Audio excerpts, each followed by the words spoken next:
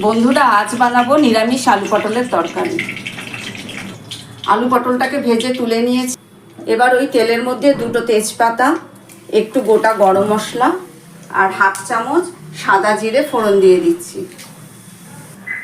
এখানে একটা ছোট টমেটো, দুটো পাকা লঙ্কা, একটু কিশমিশ আর আদা একটু মিক্সিতে পেস্ট করে নিয়েছি।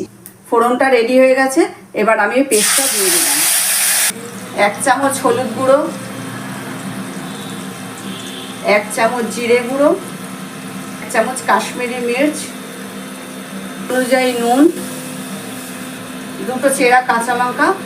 মশলাটা কষা হয়ে গেছে, তেল ছাড়তে শুরু করে দিয়েছে। এবার আমি ভাজা আলু পটলটা দিয়ে দিচ্ছি।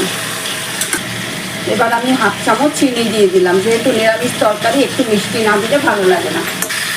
এই যে বন্ধুরা, আলু পটলটাকে মশলার সাথে খুব ভালো করে কষা হয়ে গেছে। এবার আমি জল গরম দিয়ে দিচ্ছি। আলু পটলটা খুব ভালো করে সেদ্ধ হয়ে গেছে। এবার আমি হাফ চামচ গরম মশলার গুঁড়ো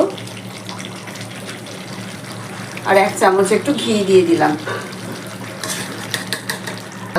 ভালো করে মিশিয়ে দেবো। মিশিয়ে আমি গ্যাস অফ করে নামিয়ে নেব।